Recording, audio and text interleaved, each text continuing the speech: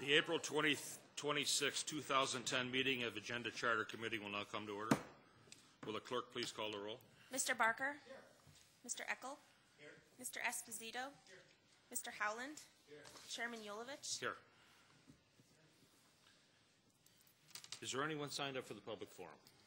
We have one public forum speaker, Thomas Gregory. Good evening, Tom. How you doing?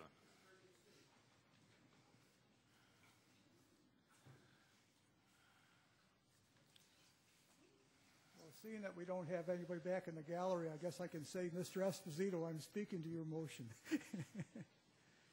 You know, when we had the public defender thing come up, all right, that's when Wayne started getting really hit about being arbitrary. In fact, when you read the news items and everything else, I could almost add that the way that was reported, you can add malicious and capricious to it too.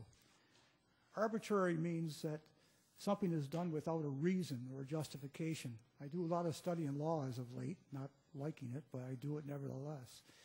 And I have to know these definitions. I'm not a lawyer, well, actually, I regret that. But the truth is, when you start looking at what happened in the previous administration, see, Wayne Zyra's not here, and I've read this motion. And this motion almost says this is about what happened in the past with Wayne Zyra. I wrote for this committee, for this legislature, 2 reports. I believe everybody should have gotten a copy of it. It was on the process used by this legislative group in appointing Timothy Donaher as a public defender. I like Tim Donaher. I also happen to like Ed Nowak. I know him. But I'll tell you one thing, nothing in the work that I did in any way, or the people I know, in any way influenced that study. And I'm going to say this about Wayne Zyra, that process and also the process that followed after, which you also got a report on. And that was how we appointed the trustee to the Monroe County, our community college. It was right in compliance with the law. It really was. There's no way you can get around the fact that for the first time in the history of this legislature, it actually appointed a public defender and also a person to the Board of Trustees. And the guy who took the heat isn't here. I'm talking about Wayne Zyra, who was never once arbitrary. He was never once capricious. He was never once malicious. And when I read this piece of legislation, I heard Mr. Esposito, a young, I don't mean that condescendingly, but I mean relative, you know. This is the type of person we want to have in government. Him and Carrie Andrews, sometimes they'll tell you what, they'll turn you like this in the side because bottom line is they talk tough and they can back it up with some thinking. You know what I'm saying. It gets difficult. But I'll tell you one thing. There's no arbitrariness in here. I had an opportunity, thank goodness, to be able to have a conversation with Mr. Zyra when he was president about that. And I actually talked with the person who heads your Democrat side over there. I want to get copies of all your stuff to see what you're talking about. And I think Wayne kind of raised a point. I'm going to close on this here. He said some of the stuff isn't in our jurisdiction. We don't handle it. Some of it is just more esoteric and concepts, great, I think, things that we try to bridge toward as a legislative assembly, but it's something we can't legislate.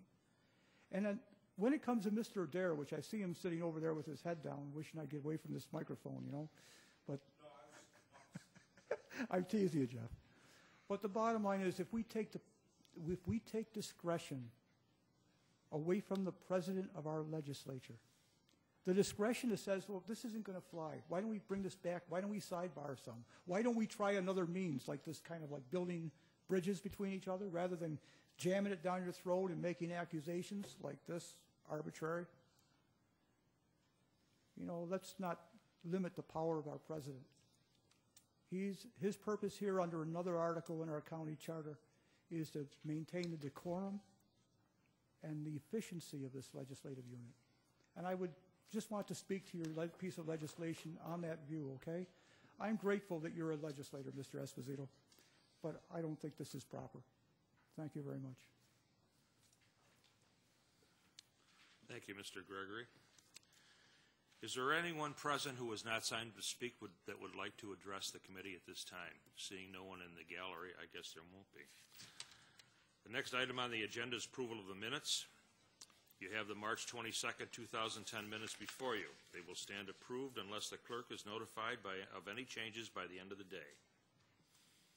Next item on the agenda is new business. Madam Clerk.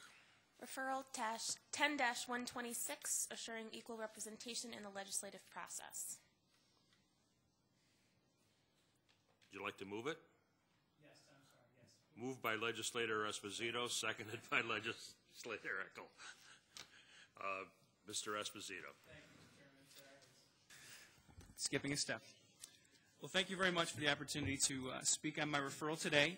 For those of you who were certainly in this body or on this committee, this is the same referral that I brought before this committee 2 years ago. As a relatively new legislator, as part of a package of referrals to reform and improve the legislative process. I certainly appreciate Mr. Gregory's comments and some of the comments I remember from our debate 2 years ago. But I want to be extraordinarily clear. This referral is not about President Zaira, not about the public defender process, and certainly not about President Adair, who I know is working very hard to bring a new tone to this legislature, one that I appreciate, as I know all of my colleagues do on this side of the aisle, and I presume in the majority. This is simply about the legislative process. I am well aware that this body has rules, and the Charter has rules that set before what we can and cannot do as a body in terms of changing policy and law for this county.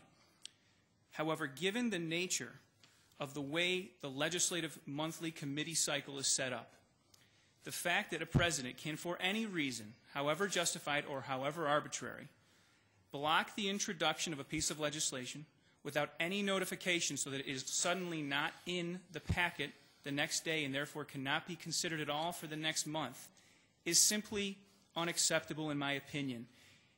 It is the most fundamental thing we do as elected legislators to introduce legislation to be considered. It is a complete disenfranchisement of myself and any other legislator and the 25,000 people they represent in this county if they're not allowed to introduce legislation.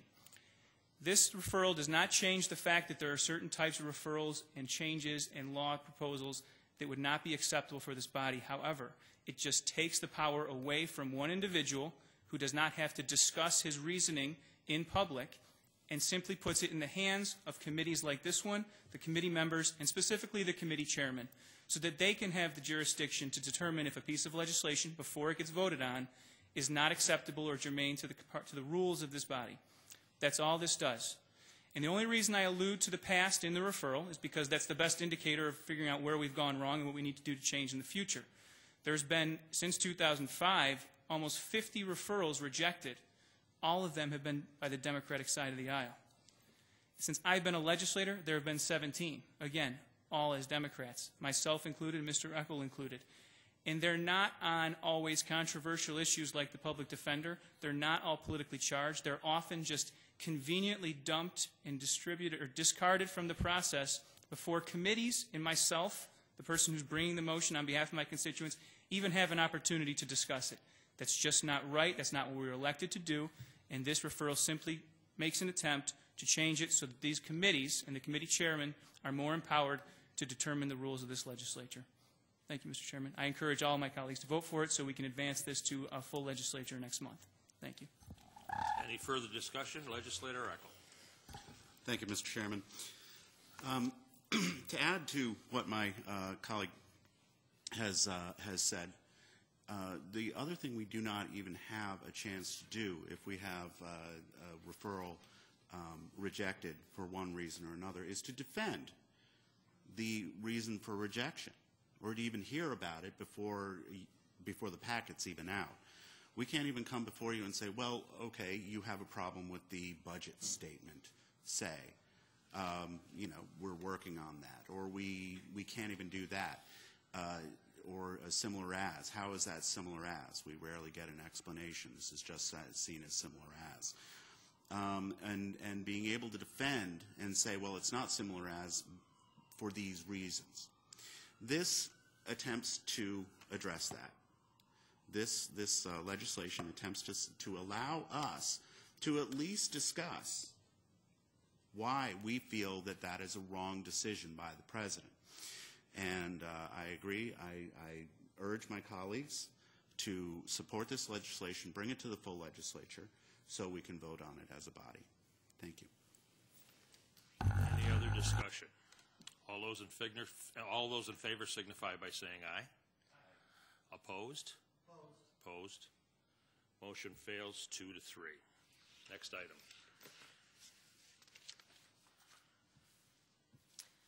Referral 10-131, confirmation of appointments to the Monroe County. Moved by Legislator Howland, second by Legislator Barker. Is there any discussion? All those in favor, please signify by saying aye. Aye. Aye. All those opposed, motion carries. Are there any other matters to come before this committee? There being no further business, the April 26, 2010 meeting of the Agenda Charter Committee stands adjourned. The next meeting of the Agenda Charter Committee is scheduled for Monday, May 24th, 2010 at 5:30 p.m.